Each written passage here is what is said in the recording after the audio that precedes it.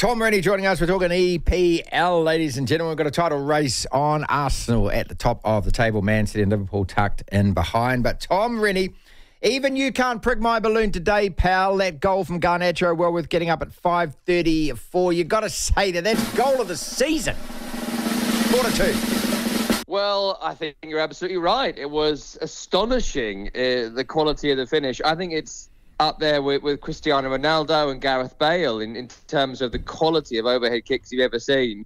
You know, I saw a few people comparing it to Wayne Rooney for the obvious reason that it's a Man United player doing it, but Rooney's famous overhead kick in the Manchester derby was a shinner off the pad at the top corner, whereas this one today it's just off the most perfect part of the boot from an extraordinary angle in the second minute of the game. And there's a great quote from Garnacho post-match where he says, "I didn't see it go in. I was too busy trying not to break my neck." But I heard it go in because the crowd cheered. And then he does the old Ronaldo thing as well. So, yeah, look, if you can't enjoy a goal like that, even if you're the biggest Man United hater in the world, then, I don't know, this sport might not be for you. Can I say that we're back, baby?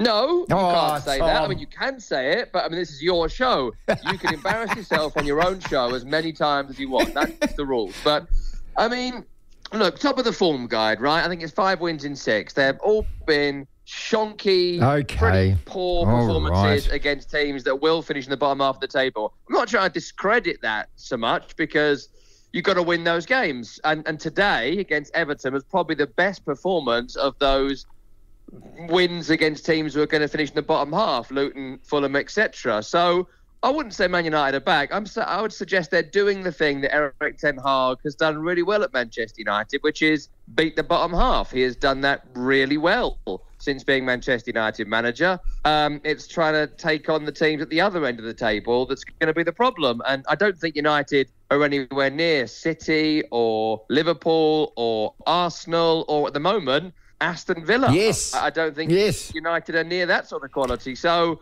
enjoy the day. I hope you thank the Glazers, but you're not back yet. Well, Aston Villa, a claret and blue side in the top 4. I mean, it's never going to be your mob, is it? But Tottenham, 3 losses in a row. Let's just tackle that now before we talk the top 3. That is the prick in the balloon for Big Ange, isn't it? 3 losses on the trot now. Is this the real Tottenham we're seeing? Well, firstly, I think you'll find that West Ham has spent a lot of the last 3.5 years in the top 6. So, you know, not last year, sure, but the previous 2. So turn it in. But also, look, on that game, Tottenham at the moment are on a bit of a hiding to nothing because the start of the season is built around the quality of Romero and Van der Ven at centre-half. They are both injured. The creativity and brilliance of James Maddison in that number 10 role. He is injured. You know, you look at all the players that are missing for Tottenham, and they are crucial elements to what Spurs were doing in those first few weeks of the campaign. And Villa showed them up defensively. Postecoglou played a whole weird fullback at centre-half thing against Villa, which didn't work defensively. And in the end, Villa made those opportunities pay against an inexperienced backline. So, look, I think it's unfair to say that Spurs are going to continue to lose. I think it's 3 in a row now. But also they were being overhyped considering the calibre of opposition they played in those first few weeks, which was, I think, the easiest start statistically across the first 10 games of the season of any team in the top 5 in Europe, top 5 leagues in Europe. So they weren't as good as the first 10 weeks. They're not as bad as things are now. I think they'll continue to bumble along until maybe January time when players come back in. I can see there being a pretty clear push for 4th, certainly top 6. They will finish in the top 7 and be back in European football. For Villa, you know, the way they're playing right now is quite un-Emery in a lot of ways. He's quite a cautious coach in a lot of ways, which is why, you know, the Arsenal thing didn't quite work out. But in his career, when he has taken over an impressive underdog with some talented players, he has always succeeded. Sevilla, Villarreal, and now Aston Villa are the most obvious cases in point. In Ollie Watkins and Moussa Diaby, he's got one of the best front 2s in the league. John McGinn, he's got a captain everyone in the league would want, in Emi Martinez. He has an incredible goalkeeper, despite being unbearably dislikable. You'd love him to be your goalkeeper. And he's harnessing something right now at Aston Villa that, you know, they're not going to be in the title race, but right now there is a huge open battle between every team from 9th to 4th for that 4th Champions League spot and the 2 Europa League spots. I think the top 5 will probably be in the Champions League next year as well because of the way the coefficient plus the Swiss model works. So all of that means the top 8 are going to be in Europe. Only one of that group is going to miss out. I don't think it's going to be Aston Villa. Tom Rennie with us from talkSPORT. It's like the NBA, isn't it? Every single team that plays now gets to go to the finals or gets a little prize at the end of the year. Let's look at the top of the table. Man City versus Liverpool. And City, pretty much dominated the game, but a really good point for the Scousers there. Arsenal go top, though, with a late goal away at Brentford. And I'm going to keep asking you this every week. Do we have a genuine title race on our hands now? I mean, that's all the rest of us want, isn't it? Rather than a Man City benefit. I mean, I'm even starting to open the door to think I don't actually want Liverpool to ever win anything, but I just like the idea that there is some competitiveness at the top of the table. Well, look, if you need the Premier League to be good for your mortgage to be paid, that'll be me.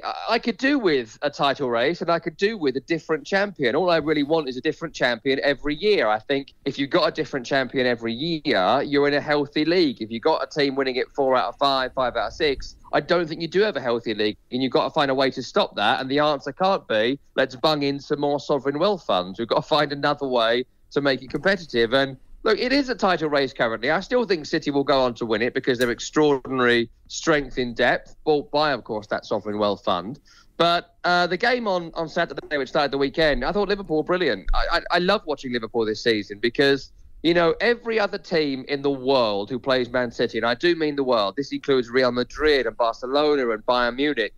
When you play Man City away, you go defensive, you low block, you try and nick an opportunity when you can. And Klopp just doesn't do it. He's the only man in the world that doesn't do it. It's why he has such a good record against Pep Guardiola across Dortmund and Liverpool, because he tries to win the game. And fair enough, they often get beat at the Etihad, but in this particular game, they got a draw. They created lots of chances. They were daring at times. Look, City could have won that by 4 or 5 with the chances they had, but they rolled the dice, Liverpool. They basically vacated midfield in the first half in order to find quick, incisive passes into the front 3 to then start a counter. It's great to watch. I would love to watch a City, Liverpool, Guardiola, Klopp game every single week. And it's a great goal by Alexander-Arnold. It's a great narrative. They're in the title race, and we need it, frankly. Like, City are making a bit of a mockery of what is supposed to be the most competitive league in the world, and it's great they're not top. Long may that continue. And I think, we have got a title race, though the smart money still goes on the European champions. 2 quick questions. I'll let you go. Terry Venables, El dying at aged 80. His finest hour really was at the 1996 European Championships for England, or was his club football more where people put him on a pedestal?